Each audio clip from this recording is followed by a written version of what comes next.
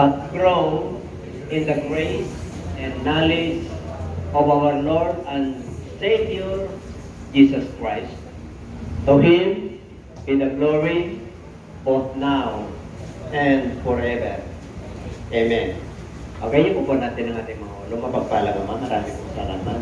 Una po sa lahat, patawad po sa lahat ng ating mga kasalanan. Malaya kayong pumilos po, habagan mo muli ang gawain na to. Nagbigay ka ng instruction sa bawat isa. Malalahanan mo po kami, at kung kami man ay nagkakamali, kakasala, tuwirin mo po kami sa pamagitan ng pasalita. Gabayan mo yung panglikod, mananatili ang kapakaang loob. Hallelujah! Ikaw, Panginoon, ang magparamdam. Paramdam mo sa iyong mga tupa ang halagaan ng pagtitipon. Ang presensya mo, Panginoon, ang mananatili. Ito po, Panginoon, ang ating samang dalangin. And everybody say amen. Okay?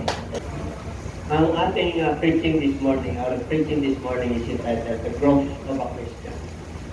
The Growth of a Christian.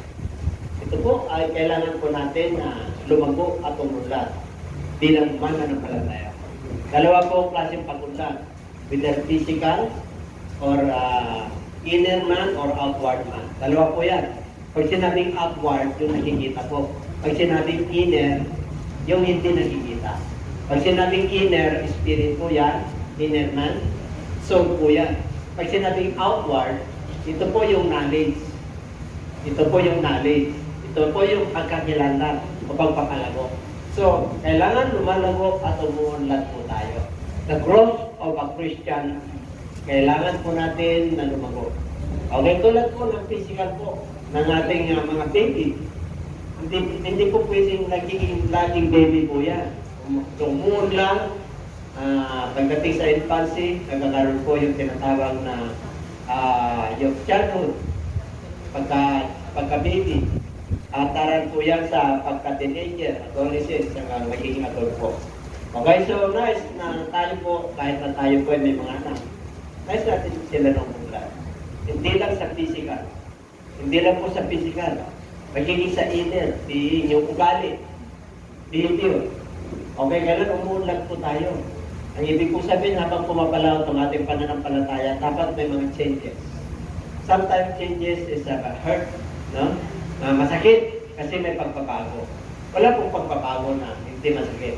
So, nais ng Lord at wira niya po ang mananatili. So, ito yung tatalakayin po natin. The growth of a Christian. Okay, ano ba yung mga bagay?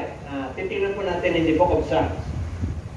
Ang sabi po roon, the righteous shall flourish like a palm tree. He shall grow like a cedar in Lebanon. Take note, pag sinabing palm tree, special po yan, na tree sa Israel. Yan yung ginamit nilang yung palma. Yan yung ginamit po nilang pagsalubong sa ating Panginoon bago po siya crucify. Ang mga bata, mga tao, nilatag po nila yung kanilang mga balaban. Yung balaban na outer. At yung palma po. Kaya may palaspas, di ba? Amen? Ganun po, kahalaga po yan. Pag sinabing, he shall grow like a cedar in Lebanon. Pag sinabing cedar, special tree po yan. Kung baka sa Pilipinas, anong special tree natin? National tree? Ara. Hindi po pinapasukan ng anay dahil may chemicals po yan, may amoy at matigas po. Ibig sabihin, matibay. Yan ang gusto ng ating Panginoon. Ang matutuwid, sila po ay umuunlad na kagaya ng palma, ng puno ng palma, at sila po ay lumalago kagaya ng cedar sa Lebanon. So, ibig sabihin ng ating Panginoon, kailangan lumago tayo. Hindi tayo pwedeng stagnant. Okay? Nakakita na kayo ng stagnant? Okay, yung tubig, nag-stagnant, mabaho. Kailangan running water po yan. Kailangan tuloy-tuloy po yan. Kasi nandun yung mga amoy. Nandun yung mga basura. Kaya nice, nandun na tayo po ay nagpo-flores. O sa araw-araw ng ating buhay. Maaari, hindi tayo nagpo-flores sa ibang bagay. Pero nice ng Lord, nasa instruction niya magpo-flores tayo. Upang sa magkaganon yung ating mga pananampalataya natatagtagan, upang sa magkaganon makakmapo yung ating buhay sa mga problema na darating. Diyan ba kayo? Okay? At purihin ng Diyos. Number 2. Mark 11, in response, Jesus said, "Do we let know one ate fruit from you. And again, and his disciples heard it. Ito po, nung ating Panginoon, ay sila po ay pumunta sa isang lugar at natatnan niya po yung isang puno na hindi namunga. Kinurse niya. Ibig sabihin, gusto ng Lord na mamunga tayo bukod sa lumago. Amen? Kaya dito po kinurse niya. At hindi na napakinabangan muli. At minsan, ang mga mananampalataya, hindi na napakinabangan ng Lord yan. Siya po ay hindi lumalago at hindi nagpupuri. Nais ng Lord na lumalago po tayo. Paano natin malaman na lalagotan po tayo? Nagpapatuloy po tayo. Kahit na may bagyo, kahit na may mga problema, nagpapatuloy tayo sa gawain, nakikinig ng salita ng Diyos. 10:25 ng Book of Hebrew, hindi natin kinakaligtaan ang pagtitipon na kagaya nito. Okay, may sacrifices. Siyempre po, minsan yung iba busy talaga. Yung iba talaga wala silang mga time out or break sa mga department store, lalo na pag-weekend. Wala talaga, ayaw ng management. Kaya pag-pray nyo, pag natawag kayo na to, pag-pray nyo sa Lord, nabigyan kayo ng magandang trabaho. Trabaho na talagang hindi makakapigil sa paglago at pag-unlad pagdating sa pananampalataya. Okay? Kaya dito, hindi na napakinabangan. 1 Peter chapter 2, verse 2. Magibasa po.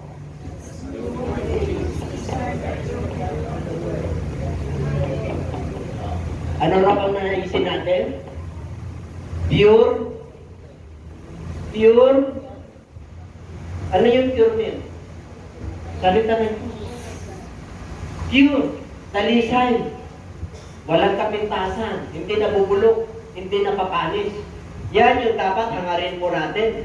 Pag tayo po ay sa lampas ang kanyang salita. Pag baby pa tayo, pag sinabing babes, ay babes, how are you today? Babes. Di ba, baby? Baby po yan. Minsan, yung tinatawag natin sa mama natin sa buhay. Sweetheart, hi babe. Kasi nananatiling babe siya. Yung iba naman, ay baby. Di ba? Diyan pa ba kayo, mga kapatid? Kaya nais ng Lord na i-desire natin yung dalisay, yung Word of God, upang tayo po ay lumago. Nais ng Lord na paglago. Hindi tayo mananatiling panso sa ating pananampalataya. 10 years, 15 years na tayo sa pananampalataya, 20 years, yung iba, 1 year, 5 years, and above. Kailangan nagpapatuloy po. Habang pinapakain natin na masusustansya yung physical natin upang may lakas tayo, upang makapagbigay tayo ng pangangailangan ng ating mga mahal sa buhay. Kaya nagpapitamin na tayo. Nag-exercise po tayo para umunlad at lumago yung ating physical na katawan. Okay. Nais ng Lord na yung spiritual din po natin ay umunlad at lumago. Okay. Huwag ka mananatiling baby, sabi mo sila. Katabi. Baby sa ugali. Amen? Malaki sa katawan. Pero pansot ang kanyang. Gusto nyo ba yun? Laki ng katawan. Buboy. Buboy, laki. Yung physical structure, meron nagmamato. Yung kanyang didian ay kalon. Ang pangit tignan. Kaya tingnan mo nga lumalago yung pag sinabing lumalago, pati sa action, pati sa pananalita, pati sa pananamit, pati sa pagkilos. Dati, magaslang tayo. Dati, palpalaran po tayo. Kung ano suot natin, pumunta tayo sa department store, andun na yung suot natin, pati kiligil natin, pinakawisan. Diba? Ngayon, binago na tayo ng Lord. Diba? Ngayon, kahit na paano, kahit na tama-tama lang po yung suot natin, kailan, kapangunahin. So, para pag nagsulwit tayo, abay, katanggap-tanggap yung ating hininga. Importance of cross. Okay? Physical at spiritual. Alam nyo na, physical. Pagka mata, kailangan talaga kasama po yan. Pati yung paglago ng isip. Pati yung paglago yung inner being po natin. Ang nice ng Lord, hindi lang yung outward. Pag sinabing outward, ay dito, hindi lang itong pati yung ugali, pati yung pag-isip, pati yung pagpaplano, pati yung pag-organize. Hanggang ngayon, tinuturan ako ng mag-organize. Hanggang ngayon, pala-accepted po yan. Habang tayo po ay buhay, hindi tayo dapat tayo ay huminto sa matututo. Yung paghinto, non-stop learning. Para lumago pa tayo. Oh, di ba gusto nyo lumagawin yung bulsa? Anong sikreto? Magdidikit ka sa may-ari ng bulsa. Ano ibig sabihin? In the book of Psalms, the earth is the Lord and the fullness thereof. Siya ang nagmamayari ng lahat. Kaya sumunod ka na lang dyan. Oh, hindi mo po problemahin yan. Darating na lang yan. Kahit na anong balak mo, siya tayo nagpaplano, ang Diyos ang nagtatakda. Tatandaan niyo po yan. Maraming plano ang tao, pero ang may desisyon pa rin. At the end of the day, ang Diyos pa rin. Pero pag sumusunod ka sa Lord, pag ayaw ng desire mo yung plano ng Diyos, di ba minsan, masakit? Sabihin mo siya katabi, huwag kang magtampo sa Diyos. Yung iba nagtatampo eh. Paano mo malalaman na nagtatampo sa Diyos? Tinawag eh. Nung unang sigla-sigla, nagtatampo ka. Sa susunod, nandun na sa dulo. Sa susunod, amen. Wala na silang gana sa pakikinig. Wala nang gana sa pagkain ng salita ng Diyos. Di ba pag kumakain tayo, pag wala ka ng gana, dahil may gana sa ulam mo. Di ba? Parang hindi mo na pinapansin. Ano ulam natin? Parang lagi ng manok. Di ba? Parang lagi ng pangus. Parang lagi ng kangkong. Pare-pareho. Pangus pero 5 klaseng luto. Kahit na kung ilang taon na. Tapos po, ilang klaseng luto. Gusto naman, varieties. Amen? Variety. Oh. Minsan, may tuyo. Minsan, kasi bawal ang alat. Minsan, may appetizer. So, bawal din ang alamang na alat. Minsan na. Minsan, may lutso. Pagka okasyon lang. Alam may variety para yung taste buds natin ay mananatiling may gana. Pero may mga tao kahit na ilang kilong baboy, ilang kilong bangus na kinakain nila, magana talaga. Ang tawag po doon, anong tawag doon sa Bible? Gluttony. Ano yung gluttony? The spirit of gluttony. Ang tawag. Hindi tayo. Kaya kailangan yung physical nakikita. At spiritual, sabay po yan. Nakakita ka na ng spiritual eh. Talagang lumalago. Pero napag-iwanan yung pamilya. Ano ba kayo nakikita niyan? Napag-iwanan, hindi nababalanse. Over-spiritual ang tawag doon. Kailangan moderate. Pag over-spiritual tayo, pag sinabi, darating na si Lord. Kailan? Sa 2020. 2020, 2030. Maglagay pa ng ano. Ay, hindi po totoo. Magkakaroon ka ng extreme. Over spiritual. Yung iba, 40 days, hindi siya kain. Kung nag-intervene ang Lord. Pero pag hindi nag-intervene ang Lord, magkakaroon ka ng physical. Kaya nga, gusto na nun, balanse, ha? Pag over-spiritual lang, kala mo, ikaw na lang kinakausap ng Diyos, di ba? Nakita kayo ng mga ngaral.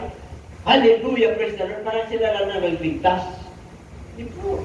Ang mananalig kay Kristo ay hindi mapapahamak. Sinabing manalig, oy, meron yung pinaka-akibat yan na sakripisyo. Okay? Two kinds of growth. Dalawang klaseng growth. Number 1. Growth in grace. Growth in grace. Kailangan lumalago ka sa biyaya. Pag sinabing biyaya, pag nagkamali ka, humingi ka ng patawad at pasensya. Biyaya po yun. Amen? Kasi hinanapan tayo ng Lord ng righteousness. Kaya dapat lumago ka sa biyaya.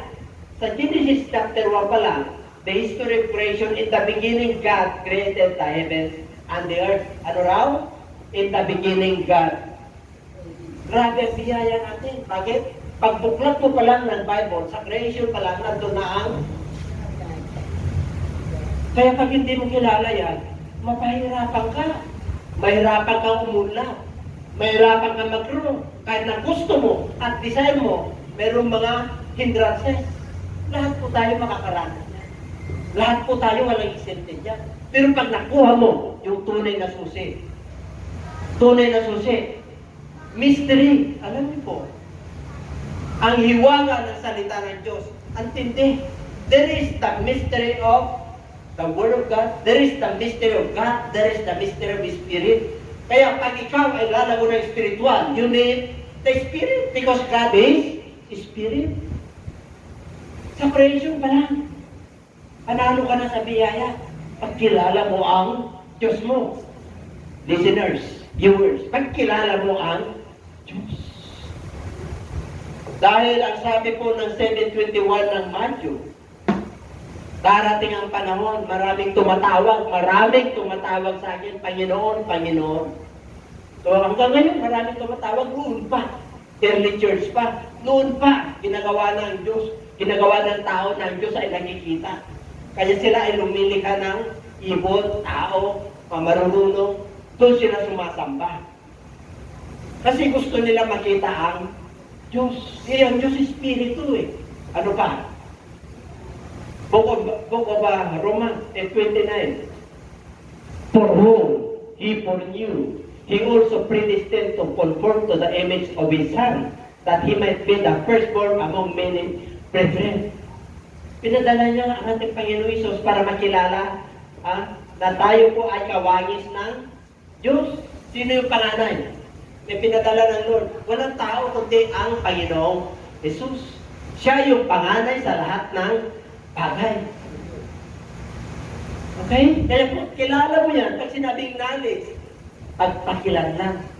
You have the knowledge. Punong-puno ka ng kaalaman tungkol kay Kristo. Sino si Kristo? Siya ba ay Diyos? Siya ba ay tao? Siya ba ay propeta? Siya ba ay tao lamang? Marami. Kaya pag hindi mo kilala ang ating Panginoon, hindi mo siya kilala mo tao kasi sabi mo firstborn. Nakita talaga. Bumaba ang ating Panginoon. Amen? Bumaba siya para magpakilala siya na siya lahat ang panganay. Ibig sabihin, He is the first and the last. He is the Alpha and Omega. Pagdating sa karunungan ng Diyos, siya ang lahat. Pagdating sa structure ng tao at pagkalikha ng tao, siya ang nakakalam ng kinabukasan natin. Kasi ipagkatiwala mo yung lahat ng desire mo at ambisyon mo sa buhay sa Kanya nakasalalay. Kung gusto mong magtagumpay. Kailangan umunlad ang ating outward, yung physical, at umunlad yung ating inward, yung ating spiritual.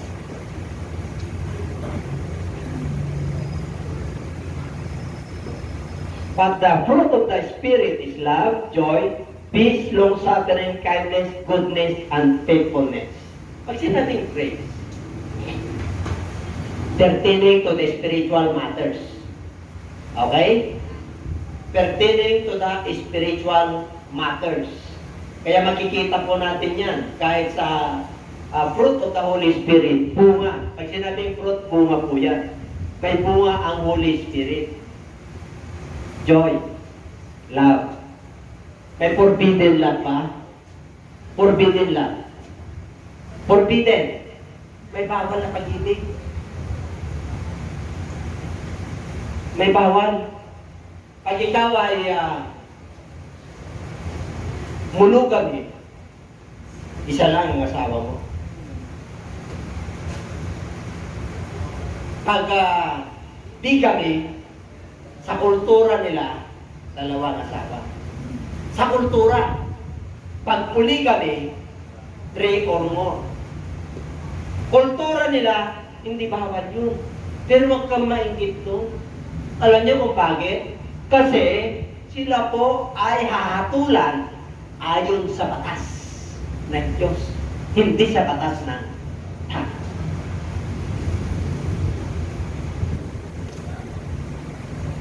Kaya ito ang dapat magmanifest sa atin, isa lang asawa. Kahit na black sheep yung anak mo, magmanifest pa rin ang love. Kasi nandun yung spiritual cross. Kasama mo yung espiritu ng Diyos.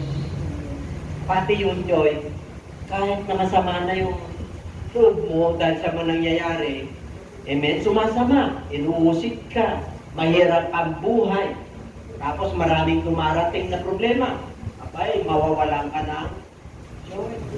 Kailan ka magkaroon ng joy na unspeakable joy? Pag dumating ang mga problema, yun yung tunay na joy. Pag nakikita pa rin ng Lord na daming problema, Amen, Lord. Amen, Lord. Diba, unspeakable? Kasi alam mo, natutukunin ka ng Diyos. Alam mo na kasama mo ang Diyos. Kaya yung spiritual mo gumagana. Hindi siya patay. Maraming mananampalataya. Patay ang spiritual eh. Ang dami ng salita ng Diyos eh. Pag tumako sa kanila yung sakit, parang hindi na makamove. Sabi mo siya matabi, move on. Ang tick-clock, pagka-clock, nag-move on yung orasan. Yung edad mo, nag-move on din, hindi pwedeng stagnant. Hindi pwedeng 10 years ago, yung pa rin ang edad mo. Kailangan umaakma yan. Nagtitik yan sa growth ng physical, outward, at yung inner, yung spiritual. Ay, pagkaganon po tayo. Mananatili kang may joy kahit ang daming problema. Kapayapaan, ay, naku mga kapatid. Lindon, tatapos lang sa Pilipinas, o pulutan taal na naman.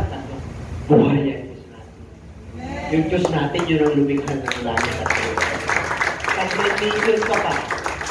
Kaya gusto ng demonyo na patayin ka, pero ang Diyos gusto buhay.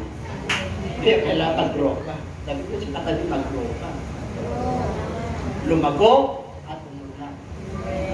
Pagka ganun tayo, mga kapatid. Yung mga long suffering na yan, kahit na lugyan, gagawin short suffering ng lugyan. Nakasunod ka. Di ba? Kaya nga, long suffering. Pero pag sa mananampalataya, short suffering. Lord, i-short mo na lang, hindi ko na kaya. Please. Di ba? Hindi ka pang mag-iusap na Diyos. Mamaya-maya. Pag nagkita mo yung salita ng Diyos, magpuri ka na lang. Pag naramdaman mo na yung presensya yan, lahat ng kahirapan, lahat ng obligasyon, gagaan, pati karamdaman. Pati bulsa, ang gaan, kahit walang naman. Kasi lalagyan ng Diyos yan pagkatapos mo nag-pray. Pagkatapos na naligyan, kaya wala. Yung ito matindi. Mas maganda ang mabait kesa ano opposite ng kindness? Di ba? Cruel. Mas maganda ang mabait kaysa salbahe. Ano yun? O salbahe. Di ba? Wari, kinat ka. Nainis ka. Sabi mo, Lord, mas maganda pa rin ang mabait. Pag sinimangautan ka rin, mas maganda pa rin ang mabait. Kasi fruit of the Holy Spirit yung kindness. Ingiti mo lang yan. Tingnan mo, ang maganda natin, gagwapo natin. Tingnan mo nga, hindi ka nagaganda yung matabi mo. Hindi ka nagugawag sa katabi mo, Kristiyano yan. Ari yung Holy Spirit na nag-alay sa isa. So, hindi po. Yung, ito, goodness, ano na lang yan? Kasama yan. Sa bunga. Bunga means result. Pag mananampalataya ka, na mo, umuusbong, umuunlad, at lumalago, ito, katangian mo na yan. Katangian mo na yan. Yung 9 fruit of the Holy Spirit, naka-cluster yan. Nakakumpul yan.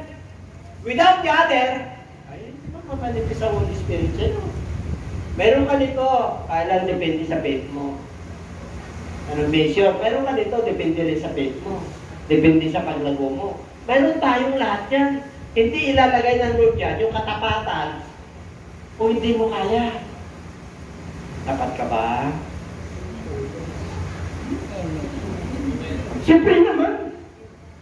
Bakit yung iba lang natin? Yung katapatan mo ba? Kalintingan lang. Pag-pray mo kayo, tapos-pusing ka ng Lord. Para yung dadagdagan ng katapatan.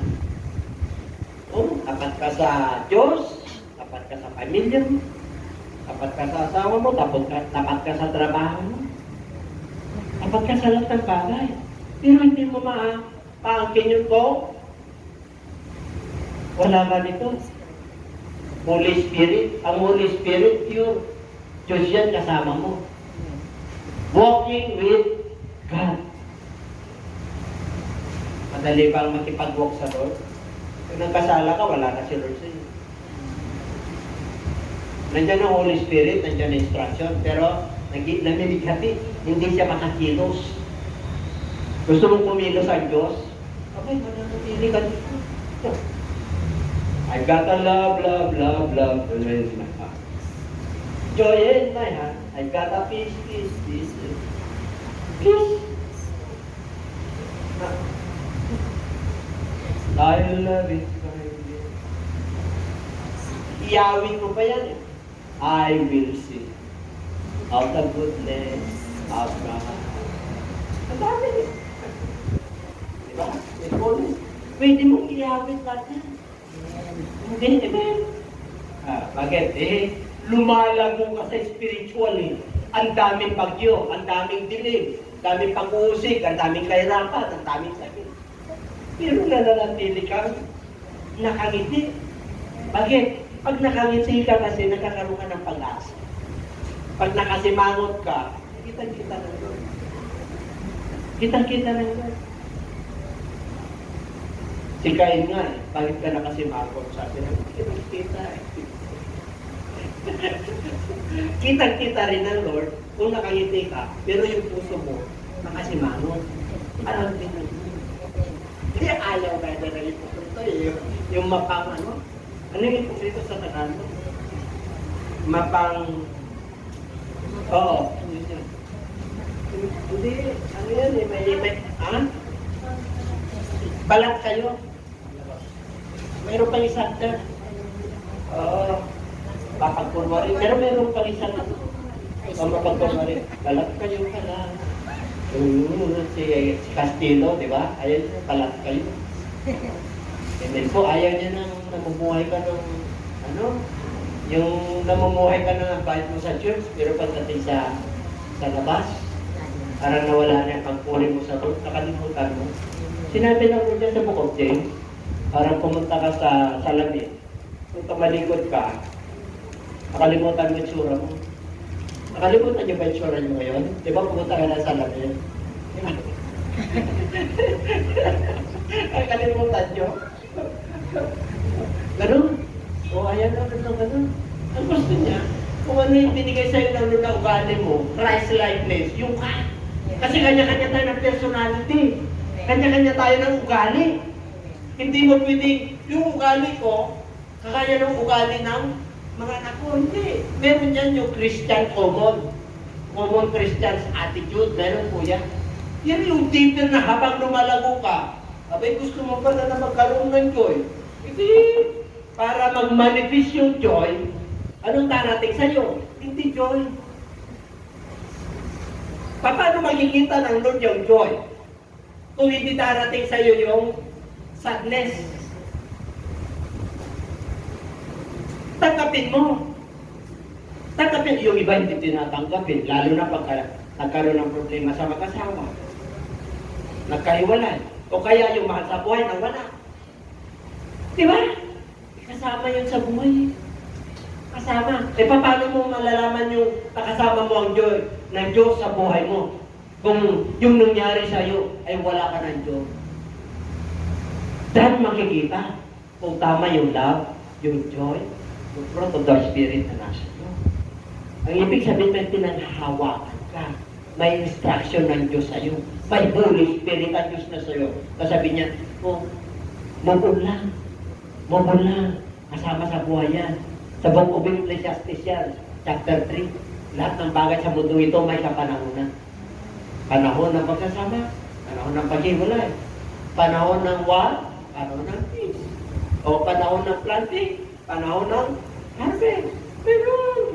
Pero ang sabi ng Lord, in everything, di ba? Give thanks at saka, yung sa 11 and 3:11, He makes beautiful in His time. God is not early and late. He is in perfect timing for your life. And everybody's in it. Ang sarap niya lumako. Growth in knowledge. Ano yun na? Growth in spirit. Pag sinabing spirit, Diyos, kasama mo. Amen?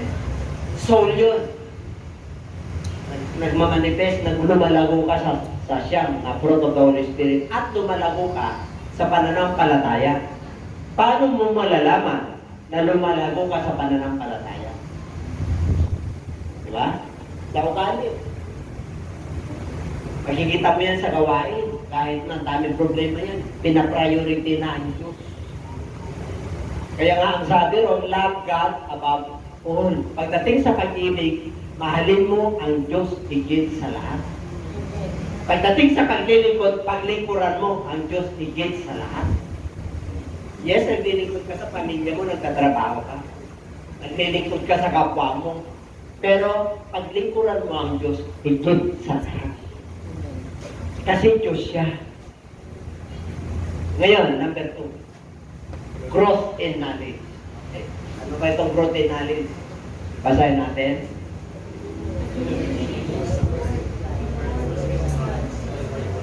Okay. Kanina, in the beginning, God, Spirit yun. So pagdating ni Kristo, in the beginning is the Word.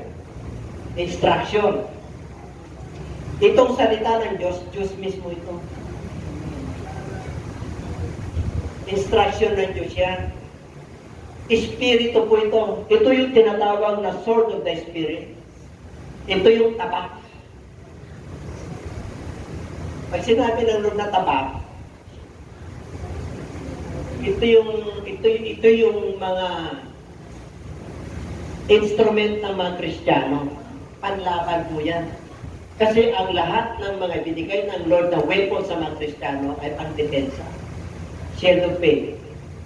Shield. Pansarga. Target shield of faith. Inanalig ka eh. Ngayon, ang daming fiery arrows. Alam niyo fiery arrows?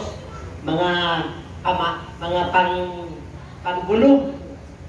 Pang-distract. Para hindi ka mag-grow. Para magduda ka sa instruction ng Diyos. Kaya meron kang shield of faith. O meron kang helmet of salvation, may protection ka. Kahit na marami kang napapanood na hindi ka nais-nais, kailan mangingibabaw yung word of God? Kahit na pumapasok yung tukso, kailangan nangingibabaw yung kanyang word. Why His word? Because His word was with God. Yung nagsabi na espiritu na walang nakakita, magkaroon ng liwanag, bumaba. Yun yung nagsalita. Bumaba po siya. Nagpagkilala na siya ang Diyos. Kaya kung mababasa nyo yan sa verse 14 ng chapter 1 ng Book of John. And the Word was made flesh and dwelt among us. Sino nagkatawang tao? Yung nagsalita. Sa pamagitan ni Jesus Christ. Kaya nagkaroon siya ng laman. Nagpakilala po siya sa atin. Kaya siya na ngayon yung Word. Kaya kung may Word of God ka sa isip mo, sa knowledge mo, abay lumalago ka. Pati karakter mo. Pati personality mo. Pati pagsasalita mo. Pati pagkilos mo. Hindi tayo perfecto. We are not perfect. Pero lumalago po tayo. Kasi yun ang nais ng Diyos sa buhay mo. Nais ng Diyos na tayo po ay liwanag sa mundo ito. You are the light of this world. And if you are the light of this world, Christians, believers of the Lord Jesus Christ, ay kailangan huwag mong itago yung ilaw mo. Let your light so shine to flourish. Ayan mo na. Pag sinabing King of Kings, maraming hari sa mundo ito. Pero siya yung isang hari na hahatol. Pag sinabing Lord of Lords, maraming Panginoon sa mundo ito. Maraming kang pinapanginoon. Musmo, Panginoon mo yan. Pero ang malaking Panginoon natin ay ang Diyos. Siya ang hahatol sa lahat ng nilalang. Siya ang hahatol. Lahat ng tao ay haharap sa Kanya. Whether you are Muslim, Christians, Buddhist, born again, Catholic, lahat tayo haharap. No one can escape. In the judgment day of the Lord, walang makakaiba.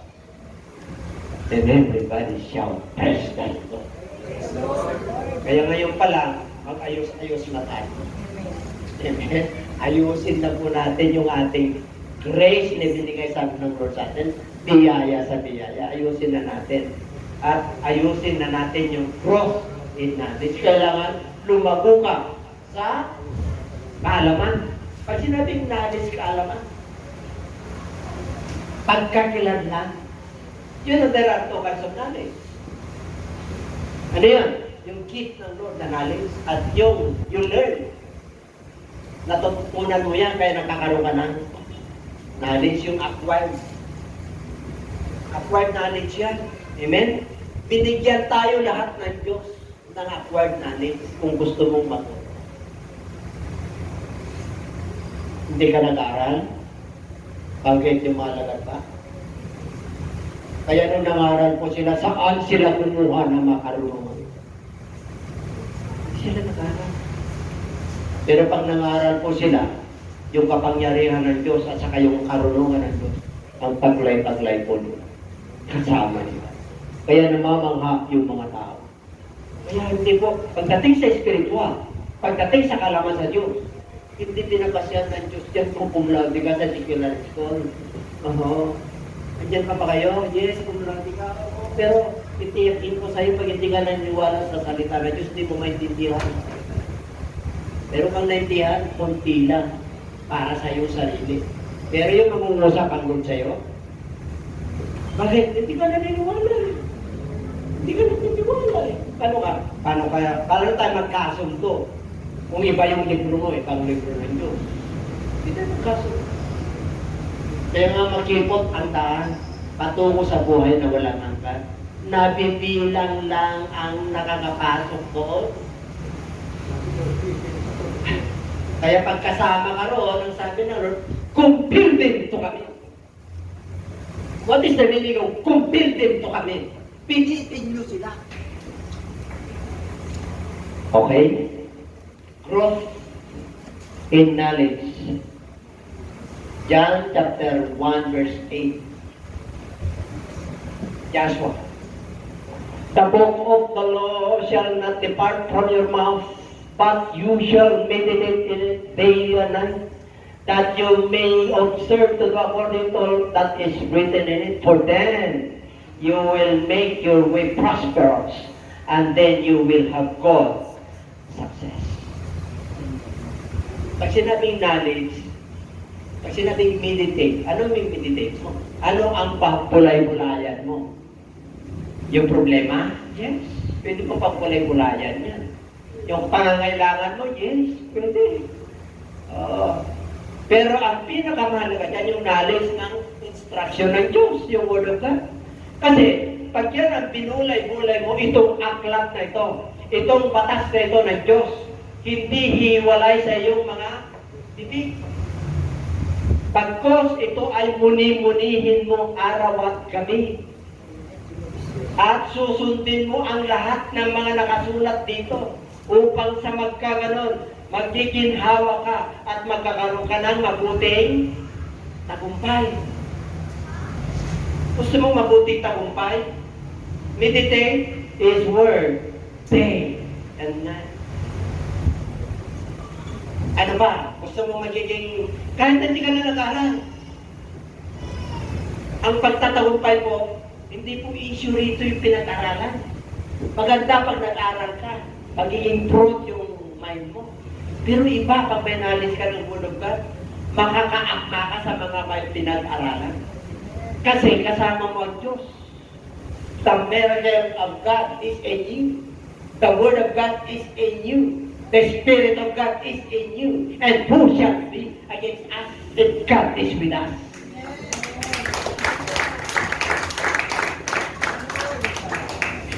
Kahit na hindi ka gano'n nag-aaral. Amen? Tayo mo pa lang. Bakit? Kasama mo ang Diyos. The glory of God is in you. O kaya pagka inintay ka mangaral, kahit sino kausap mo, bakit kasama mo ang Diyos? Makikinig sila sa iyo. Bakit? May mensahe ng Diyos para sa kanilang lahat. Makikinig sila. Kaya wag niyong ikatwa ang ating Panginoon pagdating sa spiritual, pagdating sa soul winning, pagdating sa salita ng Diyos, pagdating sa paghayo. Wag natin itatwa ang Diyos, sapagkat kung ikakaya natin ang Diyos, ikakaya tayo ng ating Panginoon Isus sa harapan ng kanyang habang nasa langit. Amen. Amen. Kaya kailangan po natin huwag mahiwalay yung salita ng Diyos, yung instruction ng Diyos sa ating mga buhay para magkaroon tayo ng mabuting tagumpay. Lahat ng tao ay nais niya. Because there are two kinds of success, bad and good. There is only one good success that is good because there is only one God that is good. Pag sumusunod ka sa panuntunan ng Diyos, ang resulta ng buhay mo, at the end of the day, iwanan mo ng ligasihan. You have a good success. Good success in what? Not only in family.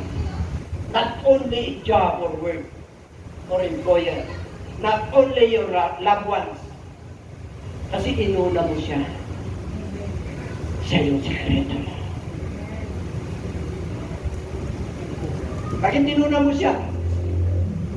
Meditate His word day and night.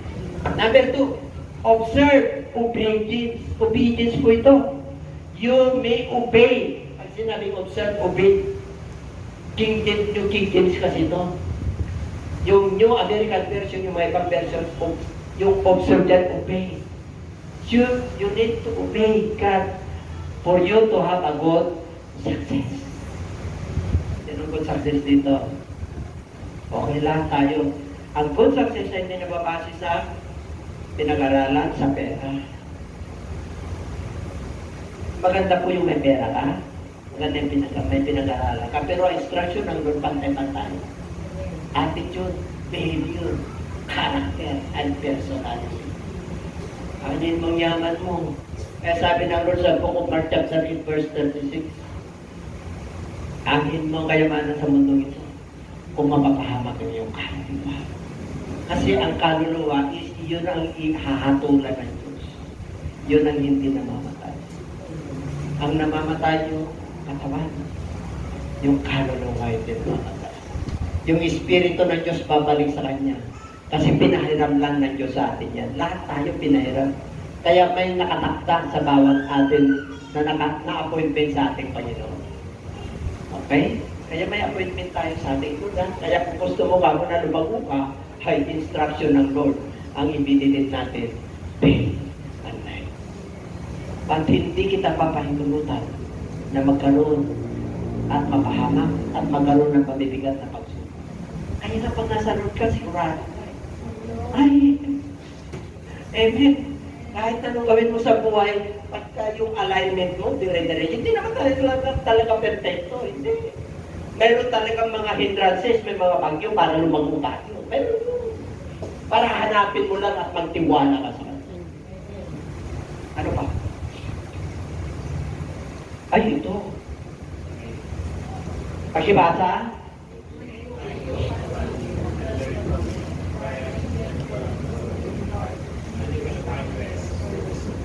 Ano raw?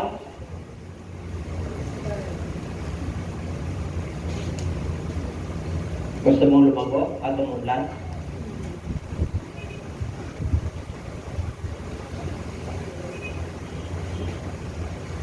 Gusto mong lumago at umunlad? Siyempre naman.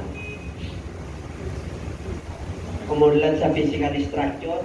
Siyempre. Gagi pa dyan yung outward. Ayos. Hindi tayo perfect. Dati, rough tayo kung kumilos, karapan. Pero nung may instruction ng Lord sa atin, ay pino na. Pino na. Amen? Oo. Dati ang taas natin. Tingin natin sa sarili natin. Pero nung may instruction ng Lord, kahit na mapano, kinokontrol tayo. Kasi huwag mong tignan yung sarili mo na higit pa sa iba. Pag nasa Lord ka, maabot mo yung mga iba. Ay, naiintindihan mo. Kasi kasama mo ang Diyos. Tingnan natin. Sinabi niya sa Matthew chapter 11:28. 28 muna tayo, wala dyan. Sabi niya, lumapit kayo sa akin Come unto me, all ye that labor and are heavy laden. Pinapalapit ng Panginoong Isus ng lahat ng tao, all races, all tongues, all kinds of people in this universe, on this earth, pinapalapit niya sa Kanya. Bakit? Because He was crucified at the cross, open arms. Wala na siyang tinatanggi. Kaya sabi niya, lumapit kayong lahat. Sino lalapit? Yung mga labor na bibigatang lubha. Lumapit kayo sa akin, kayong mga bibigatang lubha sa 29. Ito ang sekreto. Kunin nyo yung pamatok ko at kayo'y matuto sa akin. Ako kasi, mababa ang aking kalooban. Humble.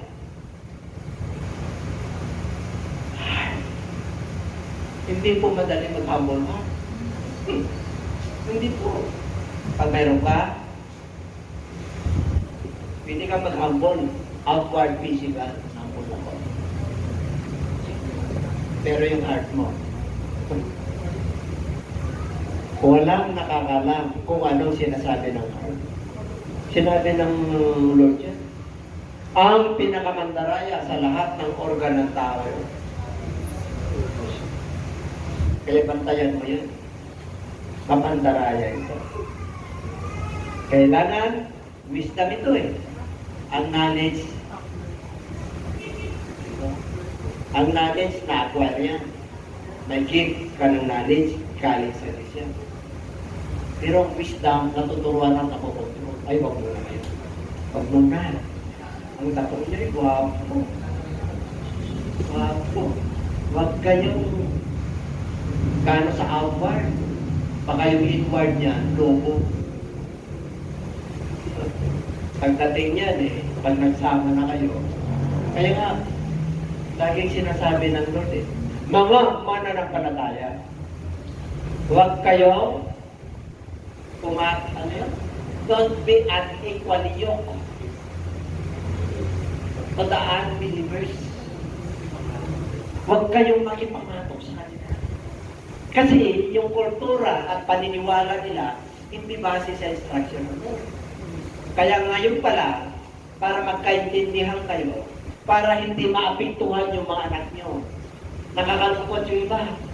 Iba yung magkaiba yung pananampalataya ng magulang. Pati yung anak. Kaya pagdating sa bahay, nakukonfuse. Kaya ang sabi ng Lord, huwag kayong mag-alala. Naparito ako, tatala ko tapak. Pero sinabi ng Lord, peace I give to you. My own peace I give it to you. Because I am the Prince of Peace. But now, you are now a believer. I instruct you that I come to this world not for peace, but a sword. Ano yung sword? The Word of God. Pag may instruction ka sa sword ng Word of God, nakakasunod ka. Maabot mo yung kapatid mo na ibang pananampalataya. Hindi ka naiinis. Nakala mo, siya na lang yung tama. Napunta siya sa ibang pananampalataya, sila naman ang tama. Kaya hanggang sa mesa, sa kainan, nagdidebate, mamaya napikon yung isa. Ayun na, babay na. May sword ka, nakakasunod ka sa Lord. Isa lang ang Panginoon natin, ang Panginoon Diyos na. Huwag mo na bagitin si Kristo kasi hindi sila naniniwala. Di ba? Hindi sila naniniwala kasi yung iba tao. Kasi yung iba propeta. Huwag mo nang ipili. Hindi kayo makaintindihan niya, kaya may tabak Nakakala ng mga iba yung tabak doon. Sige, away-away kayo. Sinabi ng Lord, love your business. Kaya kung kulang ka ng instruction at knowledge sa Lord, hindi mo makukuha. Kaya, punong-punong pag-ibig ng Lord. Verse 29. Kunin ninyo ang aking pamatok. Matuto kayo sa akin. Paano ka matututo? Word of God. Patnubay ng Holy Spirit. Lumalamog yung iglesia in numbers, outward and in inner man. Outward man and inner man. Souls and spirit and behavior, character and personality. Pagmamanipis yan, pati pulsa. Tingnan nyo, yung pulsa natin, halata ba nila? Minsan halata ba na? Hindi halata. Okay? Hindi naman tayo mukhang kuskusin eh. Hindi naman katabi mo pero mukhang kuskusin eh. Kahit nakangkong lang, minsan niya nagpapasalamat sa Diyos niya. Bakit ang gwapo mo eh. Ang ganda mo sa harapan ng Lord eh. Yung glory ng Lord, yung kapayapaan, yung kagalakan, yung love ng Lord, yung Diyos, nandiyan sa'yo, nagmamanifest. Kaya bumabasa ka. Mga kapatid, di mo matuto ka sa Diyos. Natututo ka sa instructor niyo sa Kano College ka. Yes, sa tayo tayo natutunan. Utang na loob natin yan. My first teacher was my parents. Tapos ko tayo dyan. Kaya ingat lang mga believers ha. Pag masyado na kayong marunong, huwag kayong mataas masyado, mauntok kayo. Pag masyado naman kayong mababa, mauntok din kayo. Bababa din kayo. Dito lang tayo. Kitang-kita mo sila sa mata. Wala kayong itinatago. Wala kayong tinatago. Amen? Yan ang gusto ng Diyos. Oh! Dami na kasi tayo natutunan. Kung walang lang tayo sa Lord,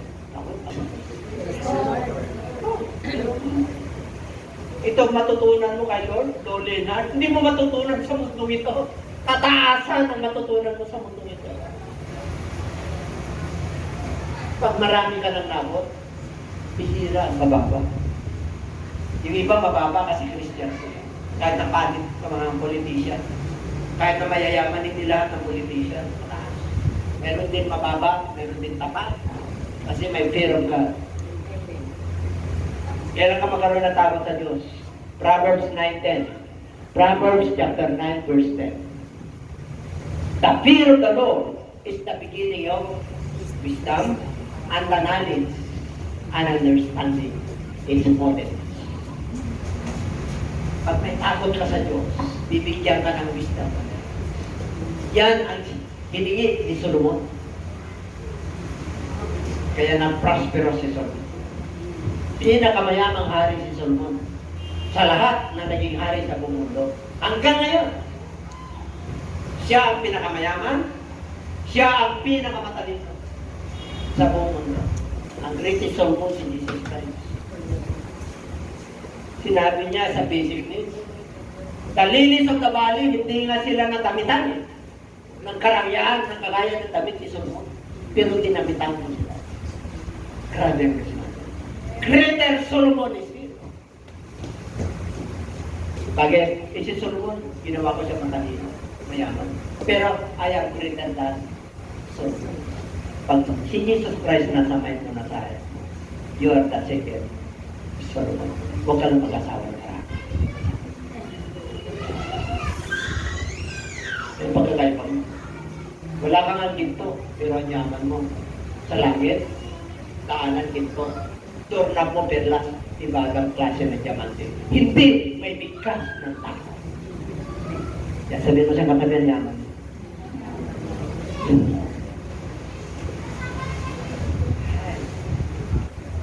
Gusto mo ng fine rest for your soul? Dami kang trabaho, dami kang ginagawa, dami kang gusto sa buhay, dami kang gustong gawin sa buhay mo, sa anak mo, sa karir mo, sa pamilya mo, sa magulang mo, ang dami. Pero, bigyan ka ng kataliwan ng Lord para makapagpahinga ang iyong hawak. One day at a time, sweet Jesus, and tomorrow will never be mine. One day at a time. Huwag mong rapiduhin yan pagkakaroon ka ng stress.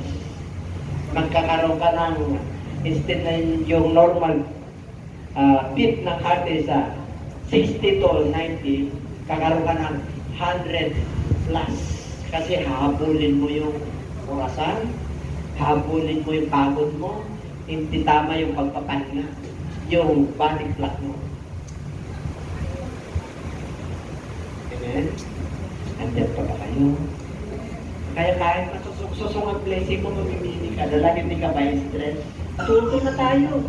Be diligently to present yourself approved to God, a worker who does not need to be ashamed, rightly dividing the word of God.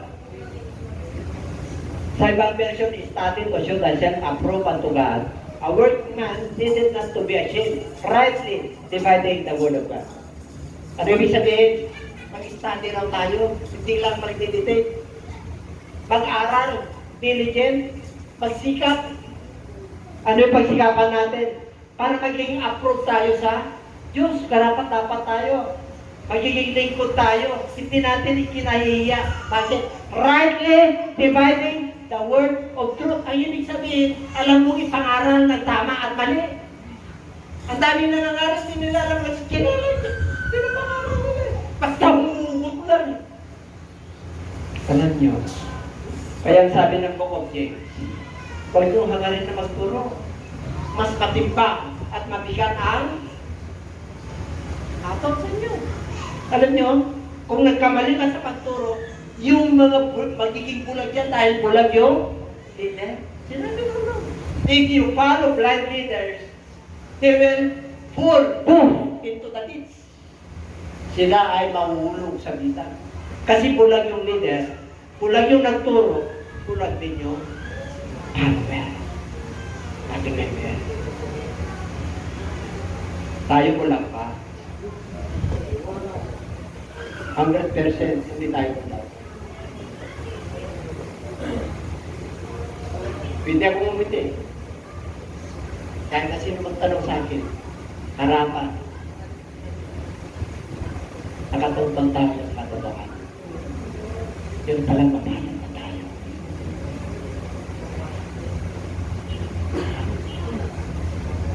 Kasi alam natin, rightly dividing, alam natin, pag parte-parte, contextual, textual, kabuuan, alam natin.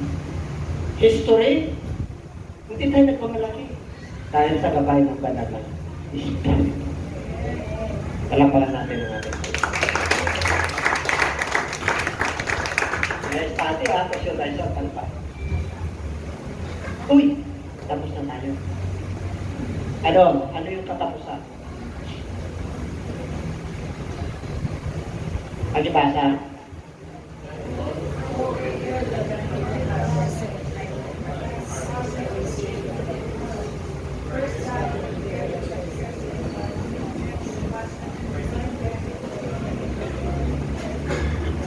Ito po parable po ng mapanirang damo at saka yung trigo. The parable of wheat and tares.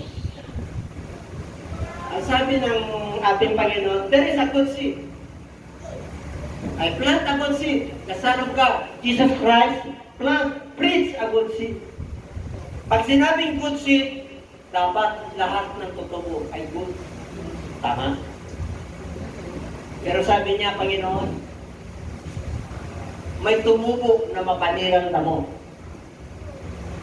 Pupunutin ko na ba? Anong sabi ng Lord?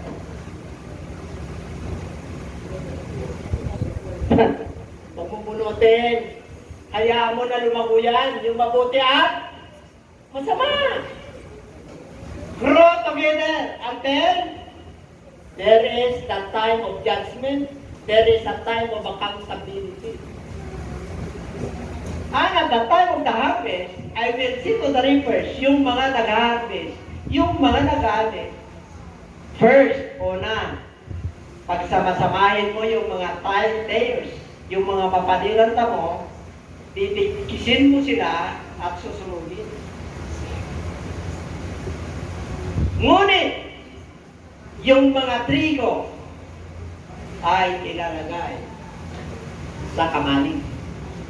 Ang ibig sabihin, ang masama at mabuti ay lumalago. Kaya pag nasa ilaw at may instruction ka ng Lord, alam mo yung gagawin. Because there is a time of judgment and accountability. Amen? Kaya, ang first po dyan, igagather ng Lord yung mga angel. Okay. Yung mga kambing, Matthew chapter 24. Dito sa kaliwa at yung mga tupa ay dito sa kanan. Pero meron tayong identity. Yung mga nasa kanan ay mga liwanag. Sila ay nag-iilaw araw at gabi. Ang kanilang mga pananampalataya ay buhay kahit sila ay tulog physical. Pero itong mga mapanirang damo, hindi sila sumusunod sa instruction ng Lord. Kasinungalingan, lust of the flesh, lust of the eyes, pride of life, and the love of money. Okay. Meron silang kalalagyan. Sunod.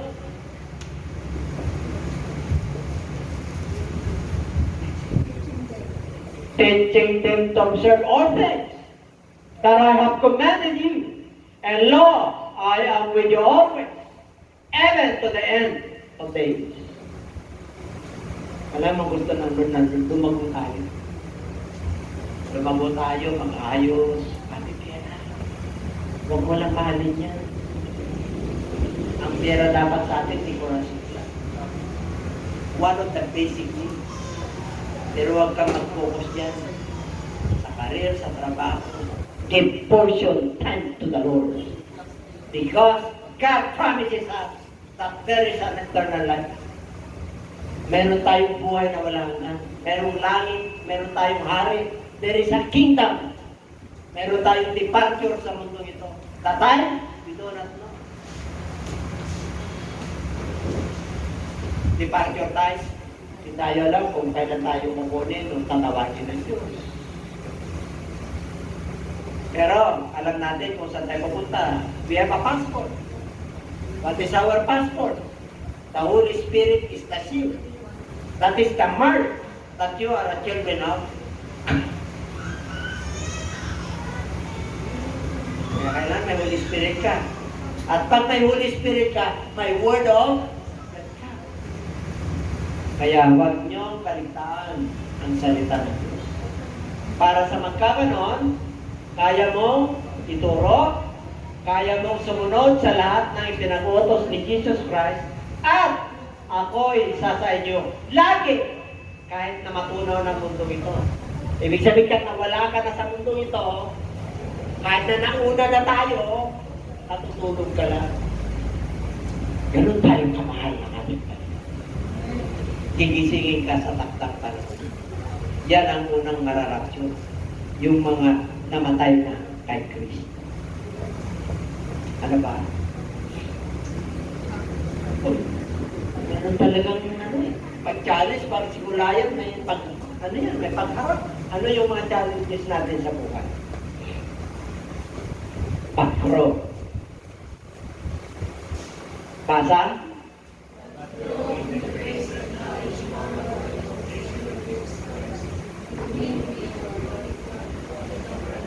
Pag pinagpala ka, lumago ka sa biyaya at kaalaman, pagkakilala sa Lord, sa ating Panginoon, ang iyong mga pagpapala, karunungan, wisdom, kakatang ugali, pag-ibig, joy, ang kaluwalhatian ay para sa Kanya lamang. Hindi sa iyo yan. Pinagpala ka, ganda ng pamilya mo, dahil kay Lord. Talino ng anak mo, dahil kay Lord. Laki ng savings mo, ganda ng sasakyan mo.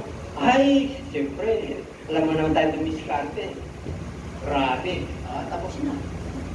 Ang kalwalatian. To Him be the glory. Both now and forever. Amen. Palapakan natin ang ating Panginoon. Yung kapayapaan, yung kagalakan, yung unspeakable joy, yung glory ng Lord nasa iyo, nagmamanifest, nakikita ng sanlibutan nito na ikaw ay nagdiliwanag at ikaw ay nakikita. Kanyang kalwalatian, magkawalangan ka. Okay? And the growth of a Christian is of growing grace and in the knowledge of the Lord Jesus Christ. To Him, glory and honor, now and forever. Amen. Tayo po natin.